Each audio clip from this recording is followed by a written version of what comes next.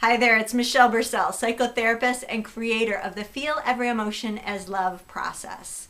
And I'm here with you today to share with you what the heck I was doing a few years ago when I repelled what I deeply desired the most.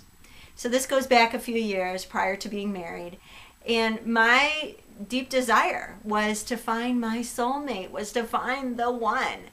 And let me tell you, I was doing exactly the opposite. It was bad.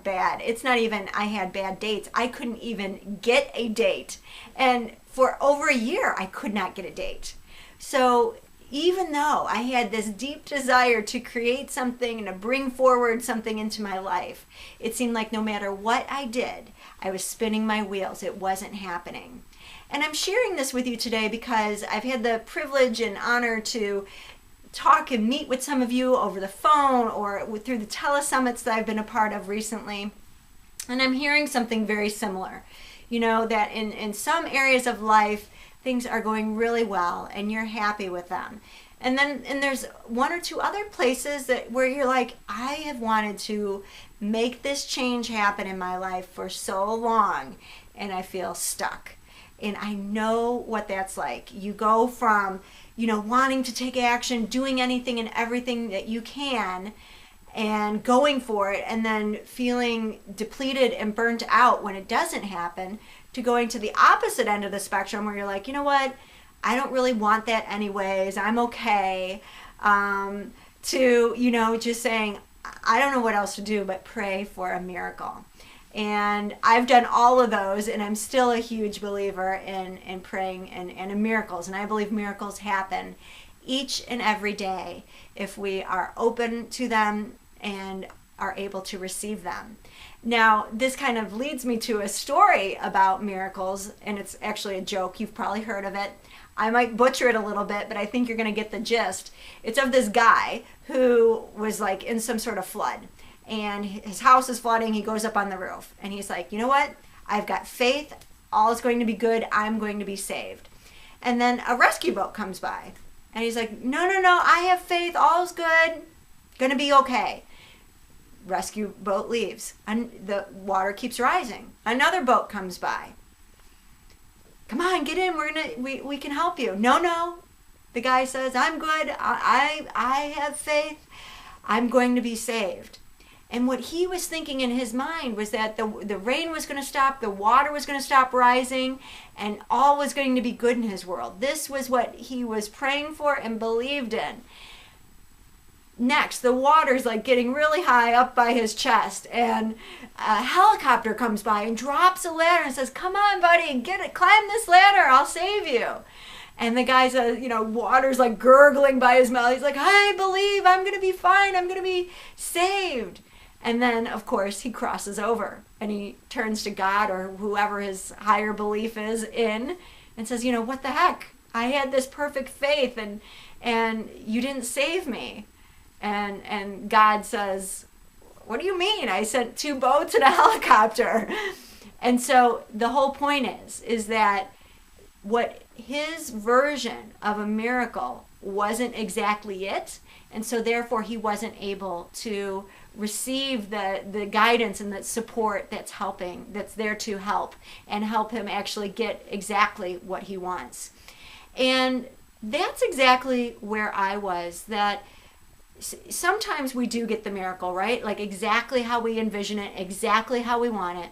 And sometimes the actual miracle is us getting that helping hand or that next step that's going to support us to make an internal shift that actually allows us to receive exactly what we want. And that's what I needed in order to bring forward what I truly desired. Because what I truly desired wasn't just to marry any old guy. In fact, my version of who my soul partner was to be, some people thought that's not possible anymore, that doesn't happen. And I knew that in order for that to happen, that what I was doing wasn't working, and it made me have to do something very different. And that was to stop looking outside myself to try to make that miracle happen and go within. And what I found that is within us, that's within you, that's within me, are three internal components that really allow us to truly bring forward our deepest desires. But see, sometimes when we desire something, we're not receiving it, we get to a place of frustration and we get to a place of lack, because we are looking outside ourselves. And so truly, by looking from within and knowing that we can create this from within ourselves, is how we begin to bring forward and create a life that is more and more fulfilling to you, to each and every one of you. So let me share what these three components are. Component number one is mindset. Component number two is having faith and believing that what you desire is possible. And component number three is your emotions. Now, for those of you in my community, I know you've got this mindset piece down. You've been working on your personal development for a while, and your mindset is pretty darn strong. Same with your faith and believing that you can have what you desire. What gets rattled for the vast majority of people is their emotions. You don't know what to do when negative feelings come up. And then that starts to rattle the faith, and that starts to rattle the mindset. But let me demonstrate something to you. Your mindset is coming from love. Your faith is coming from love. The piece that we haven't learned to completely come from love is our emotions, because when our negative emotions come up, we go back into fear. And then this trickles the rest of the pieces to go into fear. But as I've been sharing with you, your emotions, your negative emotions are intended to serve you, and they can be understood from a loving place, so that all three of these pieces are working for you, which means your internal energy rises, your vibration rises with all three of these vibrating from love energy. So what does it mean to understand your emotions from love? This may be review for some of you, but this is really important. First, your emotions from love means you are looking at them as an alarm, as something that's alerting you to say, hey, your thoughts, your beliefs, something within you right now is triggering you to go to your fear and small self. We need our negative emotions to let us know when we're not in our truth, because the ego can manipulate us sometimes it's not clear. Second is that your emotions, your negative feelings, are giving you specific guidance. Each negative feeling has its own specific guidance, telling you exactly how to get back on track, how to get back to your truth, or even better, claim more of your truth that you need to reclaim in order to have greater fulfillment in your life. And then step number three is that inspired action that wants to come through, and you take that inspired action based on the loving guidance coming through your negative feelings. And you see, this inspired action allows you to use the energetic fuel that's coming through your emotions, so that your emotions become the fuel to your intentions. You need this energy to get you outside your norm, your comfort zone, in order to claim more of your truth, more of your love, more of your internal power. And that's what your feelings are guiding you to do. So here's two things that you can do today. First one is, if there's an area that you're feeling stuck around, what I want you to do is to look for the story. Look for the story that's saying, this is why I haven't been able to receive what I want. And then listen for that sense of lack coming from within you.